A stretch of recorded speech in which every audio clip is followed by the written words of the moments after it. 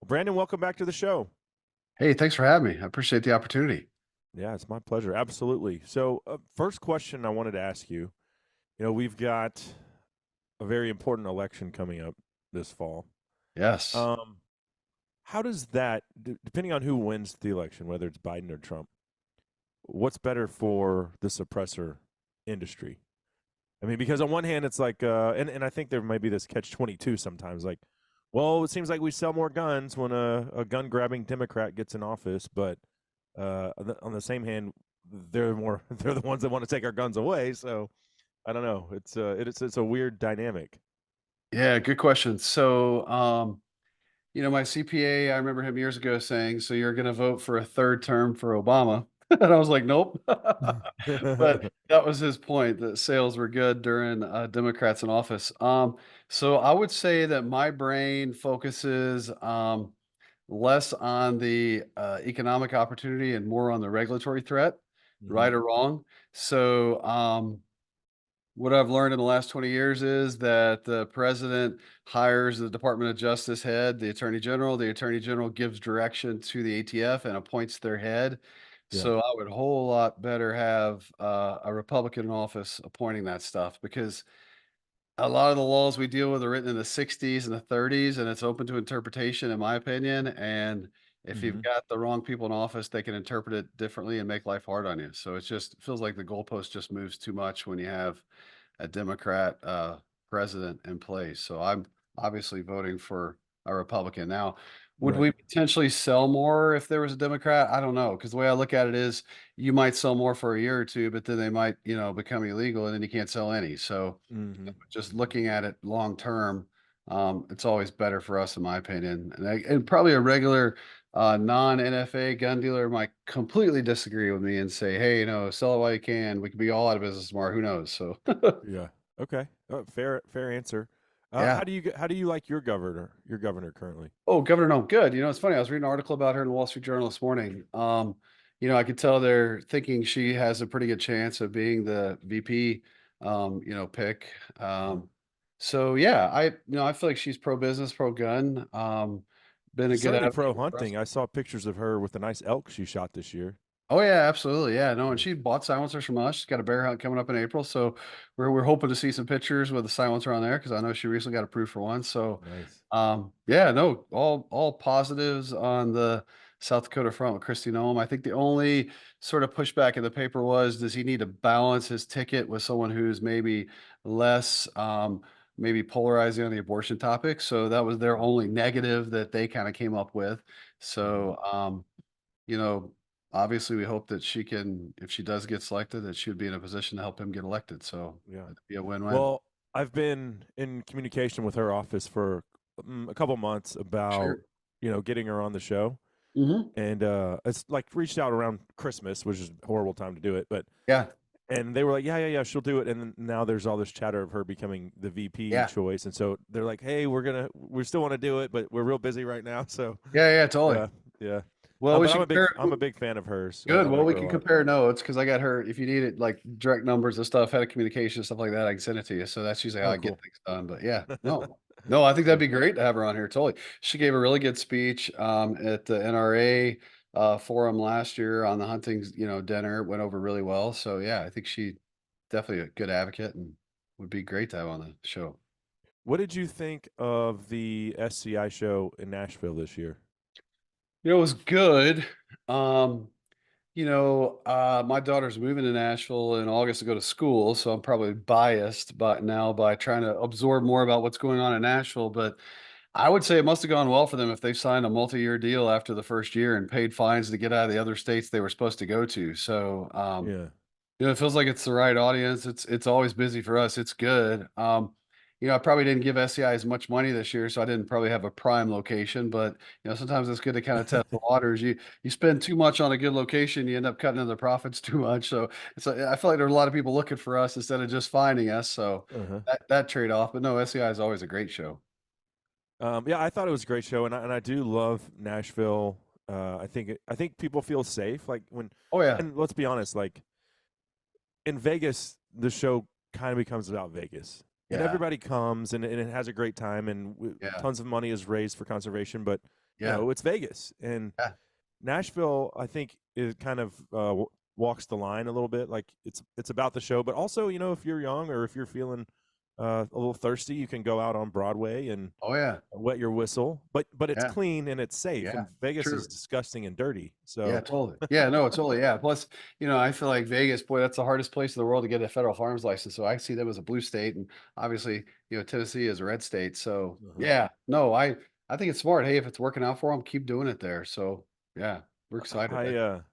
I went to one of the luncheons, and this is kind of when it hit me. And people don't like to talk about politics, so they keep politics out of hunting. Well, Yeah, okay, that's fine, but it's all connected. Like totally, gun 100%. ownership is connected, and the people that are trying to take your guns away or take your hunting rights. So, like, say, we want to, or like what Colorado's going through right now. They're trying to ban mountain lion hunting, right? Like, completely Yeah, just ban it. You can't kill yeah, a mountain lion. There's no right, science to right. back what they want to do, but Yeah. that's their stance because it makes them feel good. Oh yeah, Those are the same people. They want to totally, take your guns. They want to take your hunting rights. They're the same. 100%. You so it's all connected. And so on this show, we talk about politics. And if it don't, if it offends you, sorry. But it is what it is. I No, I think agree. I there's like a it. Yeah, I read it and there's watch a it closely. I've got two lobbyists in the federal arena, so I talk to them every week. Just kind of, hey, where we at? What's going on? What should we expect? yeah. But so back to that luncheon, I was sitting in this luncheon, and there were 5 sitting United States senators in that room, Oh all wow, there for hunting, conservation, that's pretty Second Amendment. impressive. And Yeah, there was a couple congressmen too, but obviously both the senators from Tennessee were there, and then there were 3 yeah, other ones representing their states, and I was just like, man, this is so awesome that these yeah.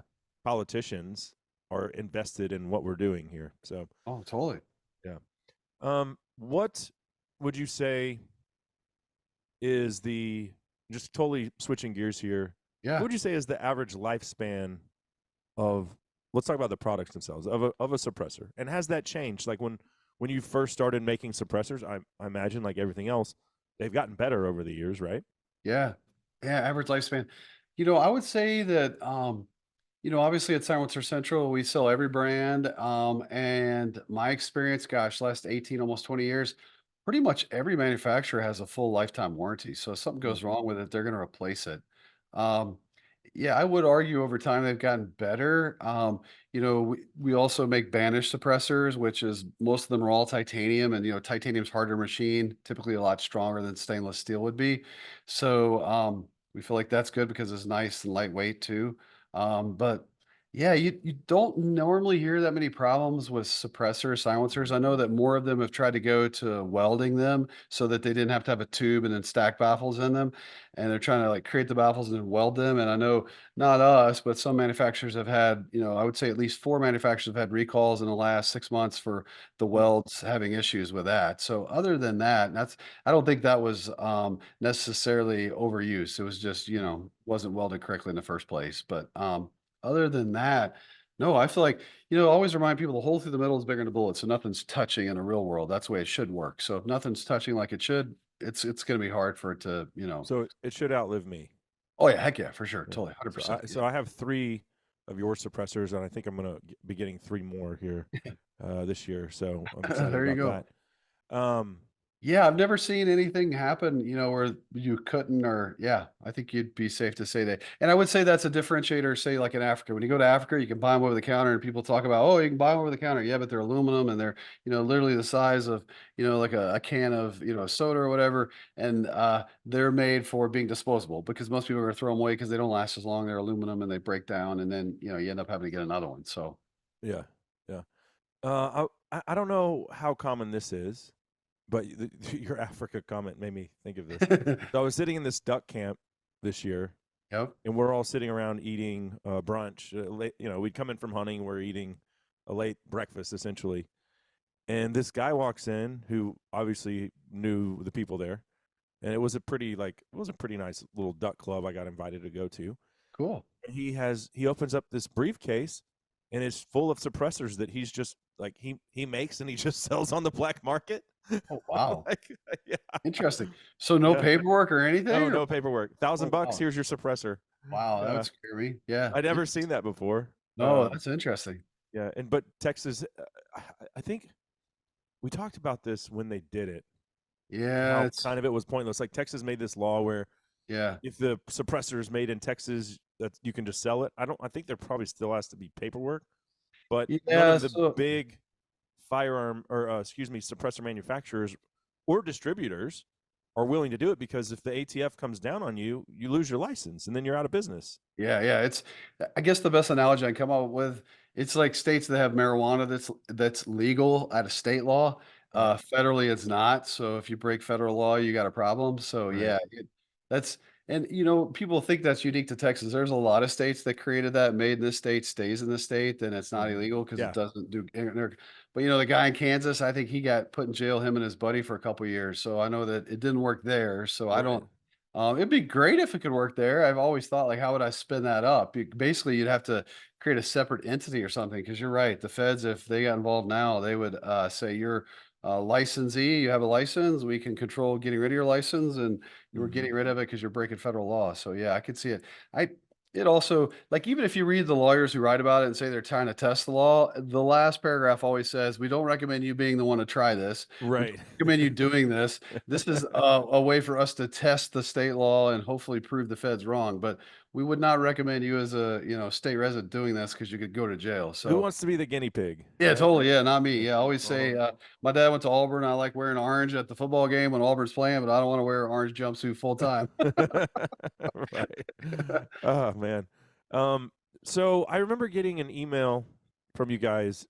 It didn't affect me because I didn't have any suppressors on order Yeah. currently. What was the recent hiccup with the ATF? What was going on there?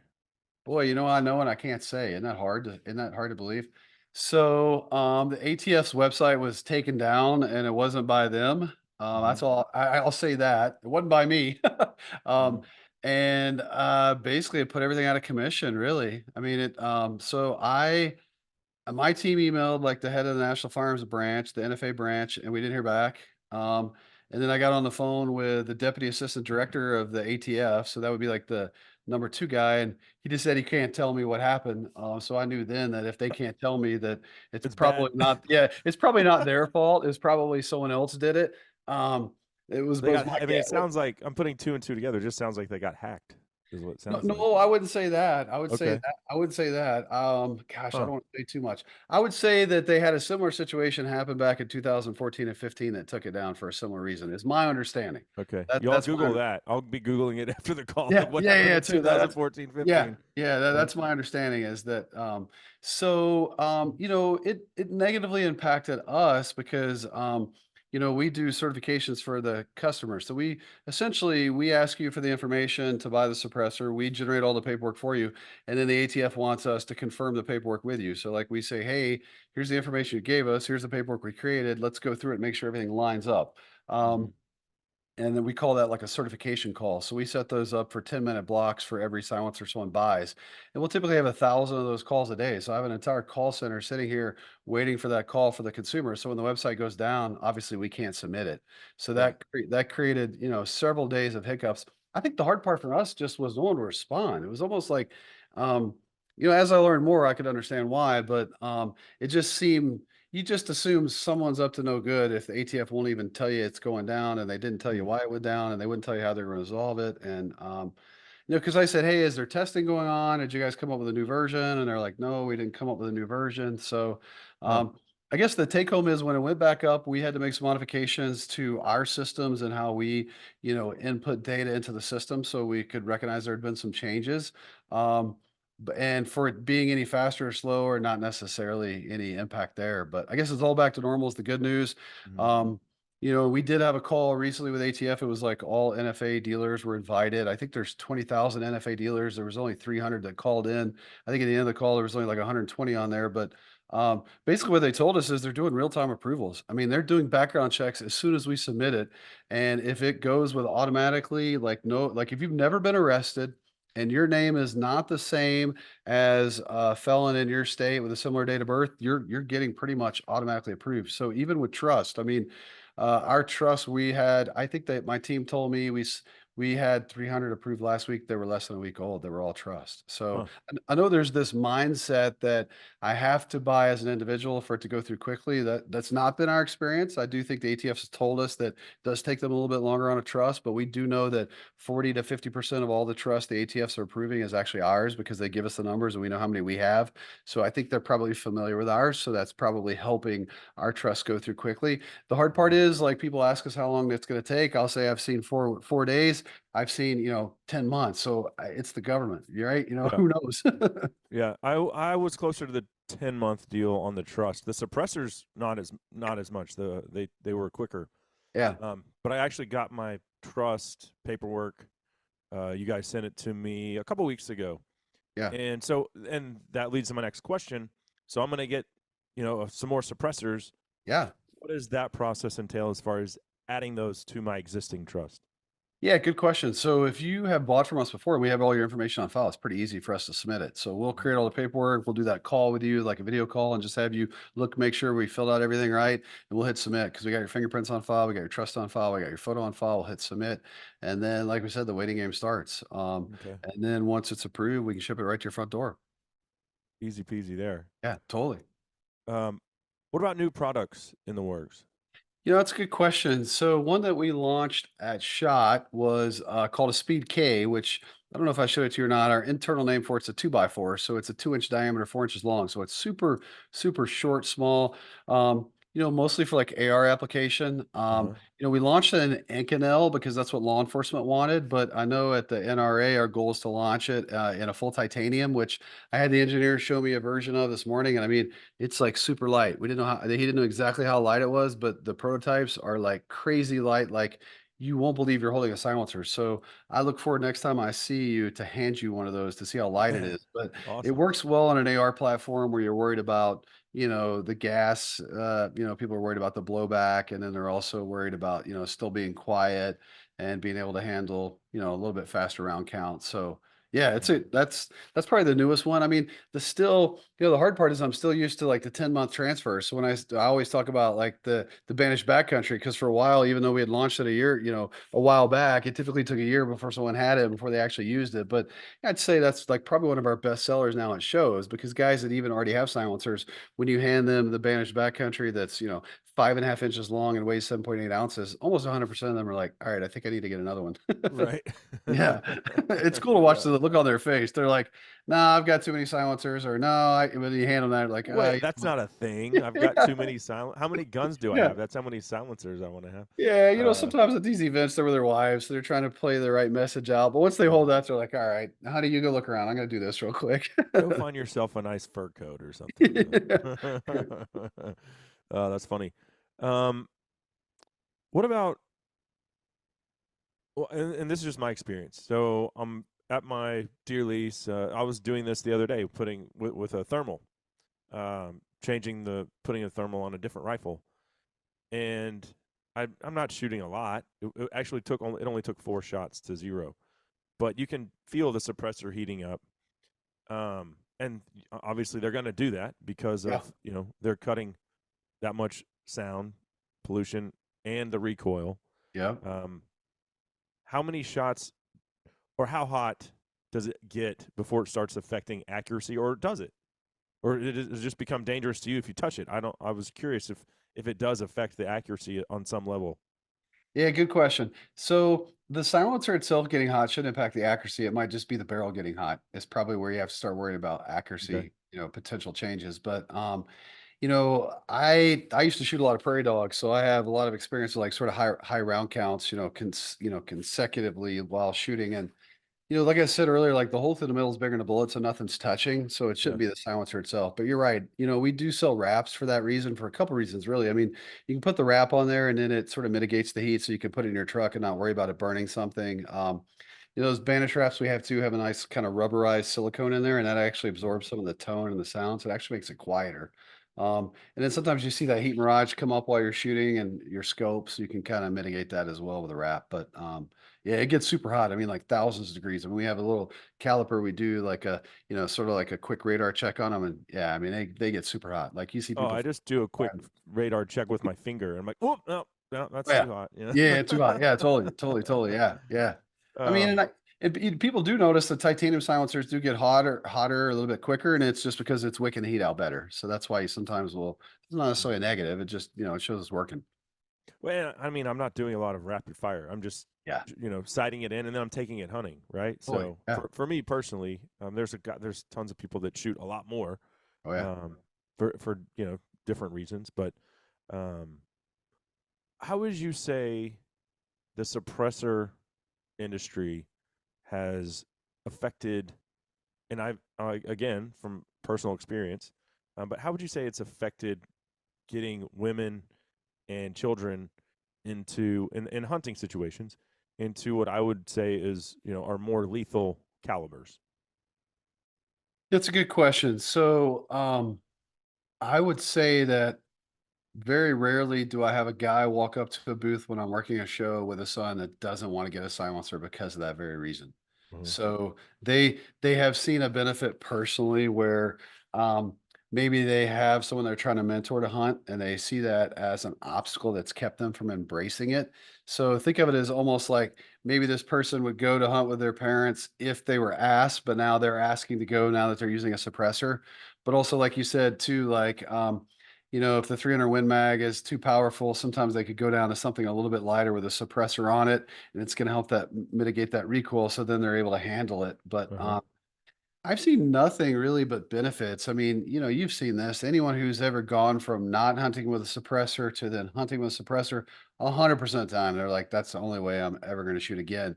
And then, as hunters, we're always trying to get other people into it so then we can justify the wife while we're going away for a weekend. And oh, or I'm taking, the kids too, or so and then just the fun of like sharing that experience too with family members. I think that a lot of people have seen that it definitely gives it a positive experience and people want to go back and do it more.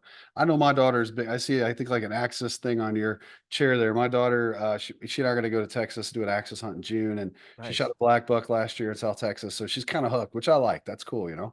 Hmm. You said making them want to go back and having a positive experience. If the animal dies and you don't wound it and it runs off, that's a more positive experience. And you're going to be Yeah. more accurate Oh if yeah. there's no recoil. You're going to learn better shooting habits, Totally. and you're going to have a bigger bullet, which is going. I mean, can the Yeah. animal be too dead? Right? No. Yeah. Totally. Yeah. I So, agree. Yeah. Totally so agree. Totally.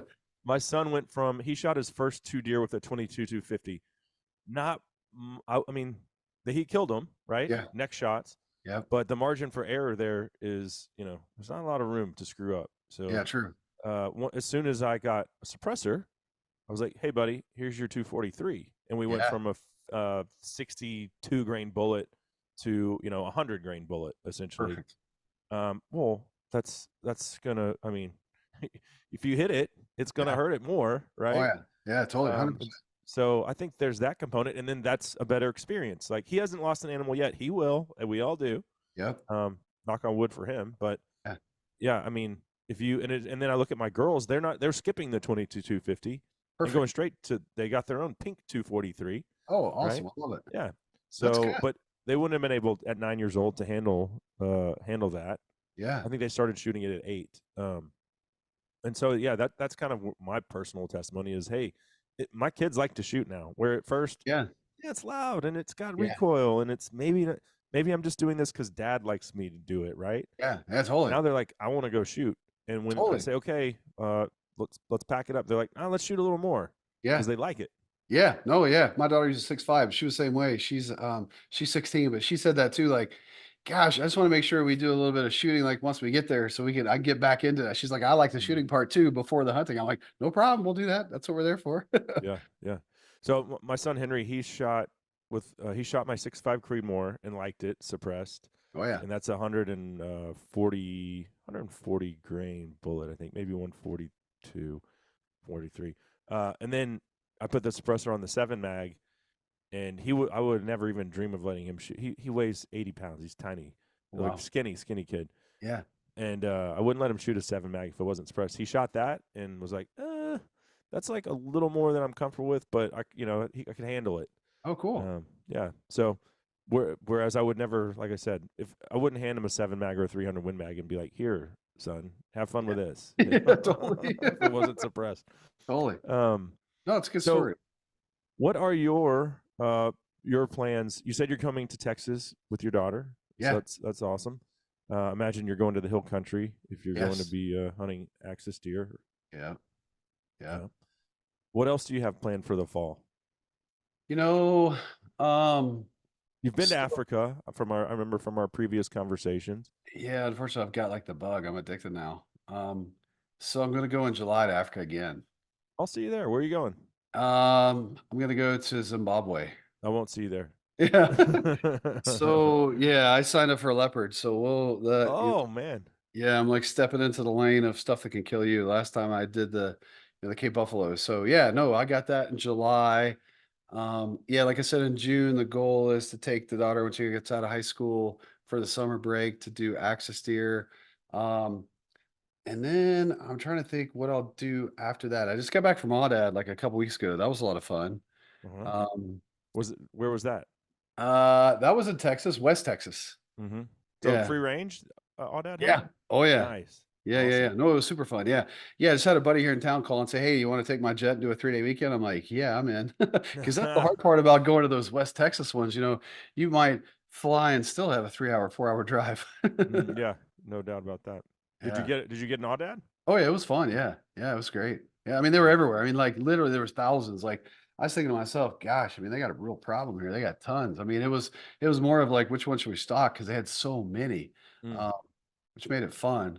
But yeah, I'm trying to think what else I'm gonna do in the fall. It's funny because last year I didn't really have that much planned, and then it seemed like something would come up every month because we're good about, like we're working with Vortex. So if they're doing a hunt, it's like, hey, how about I give every one of your hunters, the people that are on the hunt, that are riders or whatever, a silencer, and if you want, I'll come along too, and I'll help Mhm. pay for a percentage of the hunt or something. So I'm always sort of fishing that out there to try to get more because I'm convinced the more the riders that shoot suppressed and go through the silencer central process of mailing it to your front door, they're hooked. So I'm always working that angle to try to get them involved and try to find other people. So, Well, yeah, you're investing in the industry for sure. oh yeah, absolutely. So there'll definitely be more hunts. I'm just trying to think what else, but yeah. It seems like you're doing more hunting now than you were. I think I don't when the last time we spoke was, but Oh yeah, a it lot seems more. like you've amped up your. Oh yeah, almost every other month. Yeah, no, you're right. Totally. A couple things, because I got into this from prairie dog hunting. So, I Uh-huh. came from that mindset. And then I would say for like 15 years after I started, I was working too many hours. And for a long time, say the first 10 years working two jobs, trying to figure out how to make this work. Now I've been fortunate to have, 130 people in this building that can sort of cover for me if we get a call from the ATF with questions or FBI or Hmm. whatever. Um, and then, like I said, there's a lot of great networking opportunities where people are just not used to shooting suppress. So I'm like, dude, I got to make this happen for you. You're missing out. Like, I'll fly up there and bring them with me, and they'll be in my possession, and we'll all just get to shoot them. So it's a good excuse to hunt more too. It's been a great way to meet a Yeah. lot of cool people. So, but That's yeah, awesome. I find myself in Texas probably 5 times a year hunting. So it's worked out well. Oh, I know in April, here in a couple weeks, I'm going with my lobbyist. We're gonna go in Texas. Doing the hog hunting with a helicopter, the machine gun. So they use our Oh, nice. silencers. Yeah, they use our silencers. So I gave them free silencers and they kept calling saying, "Hey, we've got 3 free hunts for you because of all these free silencers you gave us." And every year I keep delaying it. And I think I was trying to get into better shape too because I got some weight requirements on the helicopter. So this year I'm like, I'm in better shape. I'm ready to go. So yeah, like in a couple weeks actually, I'm going to that in Texas too. So Hey, if you ever donate more silencers than that pays for just you, you know yeah, who to call. okay, for Your boy sure, down here in totally. Texas. Yeah. Totally, it happens. Yeah, I think I read the email wrong at first. I think it said there was a 299 weight limit and it was two shooters, but then I reread it and I think it's 299 per person, even though there's two shooters, so it forced me to work out, which is good either way. Yeah. So about the leopard hunt, that's like, Yeah, and I've said this on the show many times, like that's number one on my bucket list. If yeah, money was no object and you said, yeah, what do totally. you want to go hunt? I would say I want to go do a leopard hunt in Zimbabwe or Namibia Yeah. or Mozambique, wherever. But And so what made you want yeah. to do go after what I think is uh, the prettiest of all the big cats? Oh yeah, absolutely. Well, the honest truth is I feel like I've probably gotten most of the Plains games because I've been over there twice and just it seemed like the next step or whatever. I think I had trouble like swallowing the price tag, but this guy Mhm. called me out of the blue and said, "Hey, I had someone that paid half down and now they can't come, so I get to keep that. So how about I put that towards your deposit?" I'm like, "Oh man, twist my arm, I'm in." And I'm like, "Dude, I'm totally in." So I just had to clear it with the wife, and I also want to make, and I don't know enough about it, so I want to make sure I wasn't going to his convenience, that I was going to when would be a, good time of the year to go. And yeah, I told him, I said, my concern is I meet all these guys at Dallas Safari Club and SCI that, sometimes go 3 or 4 times and don't shoot one. So you hate to invest that much time away, from your family, away from home and work, and then not shoot one, have to go 3 or 4 times. So, Uh-huh. I'm still trying to mentally get over that. He did say, "Hey, I'll let you shoot another Cape Buffalo if for some reason you don't see a leopard," but he's like, "I'm 100% sure you're gonna get one." I'm like, "Well, I bet everyone heard that same sales pitch before they Right. hopped on an 18-hour flight." And Yeah. so No, we'll see. my PH Carl, he always, and we've talked about leopard hunting, and the price tag is just keep prohibiting me from doing it. I'm like, I look at Me my kids, and too. I'm like, that's like a year of your college tuition. I'm like, Totally, yeah, or like a car. someday, hopefully. But Yeah. he did say, he said the same thing. The worst leopard hunt you do is the one you pay for twice. So Totally. No, it's a good yeah. point. No, it's totally a good point. That's what I said. I get a little nervous. If you talk to these outfitters, a lot of them say, "Hey, I've got this big area, and there might be some leopard hunts that have been going on that no one knows about." So I took that to mean that, maybe they have more experience leopard hunting than I realized, because it used to always be legal in South Africa until recently, and also probably a lot of these game places are already shooting leopards because they're, potentially eating what they could sell for, hunters. So Hmm. I'm feeling good, but no, I think I picked it just because it does seem more challenging. It does seem a little scary. Yeah. I don't know. I'm to that point of hunt stuff that can hunt me. I don't know. That's Have you read any of the classic books on African hunting by Hemingway or not Capstick or too anything? much. I mean, I watched some of the films on some of the movies out there, but no, I haven't. I probably should. I mean, I always do look for a couple books to read on that flight because it is so long. Just keep your brain engaged so you're fired up and ready when you get there. Oh Uh, yeah, yeah. but no, I need to read some more. It's sort of in my blood, but I do think this is I am, like I said, still trying to get over what happens if I'm flying home and I got nothing. I'll be like, oh, Death in the Long Grass. I think it's long. It might yeah, be Tall Grass. I have well, it that's right over good. here. That's one of my I'll write all-time that down. favorites. Hmm. I'll write that down. It's a great read. It's about leopard and lion things that Cool. can kill you Oh hunting, yeah, right? yeah. Oh yeah, totally, totally. Yeah. Awesome. And do you know if you're going to be hunting over bait or with dogs? Bait, I think is Okay. the yeah. I was interested in dogs. Because what I liked about the dogs is then you could sort of pick and say, that's not the one. But I guess you can still pick two while you're, if you're shooting over Mhm. bait. But Mhm. Yeah. um, yeah, so bait it is. And I guess in that area they'll bring like a government official with us, so there'll For be a good. lot of people in the blind. That'll be cool. Yeah, Very cool. I'll have to live vicariously through your yeah. your recap of that Oh hunt. yeah, Um, well, awesome stuff. I certainly appreciate it as always, yeah, and hope absolutely. that you guys have a successful axis deer hunt. And I'll be in Africa when you're in Africa, but Oh really? Which I'll part be are in you going South. to? I'm going to South Africa. Actually, I might go to Zimbabwe. I had a follower randomly reach out and was like, "Hey, Cool.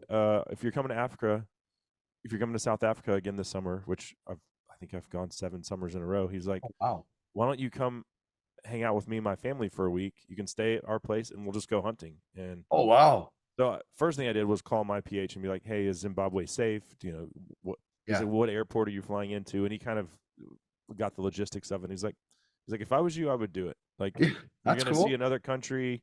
This guy Yeah. seems like a good dude. He's invited you. He invited my family too." I was like, "No, my family's Oh not." That's a little more. That might be a little sketchy for yeah. take the whole family on this random Yeah. dude that you don't know. But I'm willing to wing it. So That's I good. think I'm gonna actually go there for 5 days and hunt with him, and then Oh, I go like to it. South Africa. Oh, I like So it. Yeah, we'll yeah, have to stay in touch on the WhatsApp or whatever. Seems yeah, like that's what everyone uses there. yeah, yeah. It was like the rest of the world uses WhatsApp. Holy, So good point. Yeah. that reminds me. The only time that I don't hunt suppress now is when I travel. You can't take the suppressor with you. That's like Oh, but you'll take it one to Africa, right? the one bummer. You'll take it to Africa. Um, you're taking yours to Africa? Oh, for sure. I'll send you a letter from the ATF. That's no problem. Give me this. Okay. Yeah, yeah. Huh. So my first year, I've never taken one. I've talked to buddies that have just smuggled it in like their toiletry bag. Like I'm but like, no, I'm it's like, but no, it's totally fine. So okay.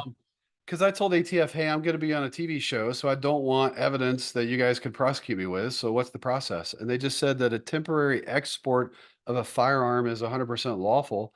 And the only thing you really have to do is prove to customs when you come back that you had it with you when you left. Hmm. So there's basically one form you can fill out to do that. I've never filled that form out because, of course, I'm a dealer, so I figure I'm gonna have a pretty easy time proving. But the ATF basically said there's no, ATF requirements. You can temporarily export a firearm as long as it's, legal where you're at. So, pretty much all over South Africa and most parts of Africa, the silencers are legal. So yeah, I Huh. just check. I usually just check it with my firearm if I'm taking my rifle. If I'm not taking my rifle, when I check in with Delta, and I've used United, American, I just declare the firearm, put it inside my checked luggage, and then check it all the way through, and then the You same way mean the back. suppressor? Yeah, yeah, Okay. yeah, yeah. So I Well, just I'm get like definitely a going to do that. yeah, I just get like a little small pistol case and put the Yeah. suppressor inside there, lock it up, declare it as a firearm, then put it inside my checked luggage with my clothes, send it all the way to Africa, and the same way all the way back. I did not know that. I mean, they Oh yeah, have suppressors in South Africa that yeah, you can use, but I didn't know you oh could yeah. take your own. Huh. Oh, heck yeah. Boy, wait till they see that backcountry, man. The guys always love mine. They're like, how much do we need to give you to accidentally leave that here and say it got stolen?" I'm like, man, I Huh. don't want to go to jail. You can't. Well, recently I've hunted in Mexico and Canada. Yeah, you can't take it there. No, I did wolf Yeah. hunting there in January. And you're right. I couldn't. I Yeah. couldn't Yeah. take the Canada's suppressor. the worst, man. Oh, Flying yeah, into they treat you like a criminal. I had to totally. I didn't leave the airport, and yet I had to get all my stuff. So I flew into it was Vancouver, and I'm Oh, trying yeah. to get to Vancouver Island. Oh, So I yeah. have another domestic flight, right? So I Yep. fly into Vancouver. I've come straight from Texas, and I have to leave the airport security, go claim my bags, Yep. and go do everything again there, Oh, yeah. which What a took mess. 2 hours. Two Yeah. hours of my life I wasted doing that. What a mess. Yeah. Yeah. Yeah, when I got stopped at customs in January, he asked, "What do you do for a living?" And sometimes I just say I'm a pharmacist, but I was wearing my Silencer Central hat, so of course I was like, "Well, I own a silencer company." So he's Yeah. like, "We're gonna have you pull over here," and they literally had to sit over there for like 45 minutes before they even came out and talked to us. It's just Uh they're huh. just trying to give you a hard time, Oh It's just, yeah. and then after we came back through and they want to see the wolves, I was like, "We're cooler than you thought, aren't we? You guys are wish you hadn't given me shit when I first came through." They're like, "Yeah, you're actually pretty cool." Because we had to Yeah. pay Well. that you have to pay that fee to register your firearm in the state, and I said, "I know we're in Canada, can I use an American Express here, or do you guys have a Canada Express?" And they thought that was pretty funny, so Yeah. Yeah, they charge you there. Mexico wow. was easy, uh, actually getting the gun in there. But Mexico's interesting because they require the serial number of your scope when Oh, you go wow, hunt there. And so interesting, I'm not kidding. And they look at it and they verify it and they're writing it down and making sure interesting. that it checks out with the paperwork that your outfitter or that you have provided Yeah, them. interesting. And then they check it same thing when you leave. So Oh, I wow. don't know. Yeah, that was the first time I've taken a firearm to Mexico. I've hunted there a couple times, but and I Cool. was like, wow, you really they want the scope serial number? Weird. But anyway, No, well, I'll email you that paperwork ATF sent me on the process to perfect. take a silencer to Africa so And that you're taking to Zimbabwe too? I think that's one country that you can't technically use it in. Okay. Okay. Unfortunately, so that was the other reason I was thinking, gosh, should I really, even this is a good deal on a leopard if I can't use suppressor, but um, who knows? We'll see. My suppressor might get taken. Right on. Oh, all right. Well, you be the guinea pig. No, I'm Yeah, not advising yeah, anyone else to totally, do yeah, that. totally, totally. You're getting when Brandon's getting a full cavity search, Yeah, it's let it I'll know how tell that I'll, goes. I'll tell them it's an empty silencer for pictures, right? Awesome. Well, hey, thanks again. We appreciate Yeah, everything you do. absolutely. Thanks for having me. Absolutely love my banished suppressors, and looking forward to getting that back country and a couple more. Yeah, perfect. Sounds great. Thanks for the opportunity. All right, take care. See you, sir.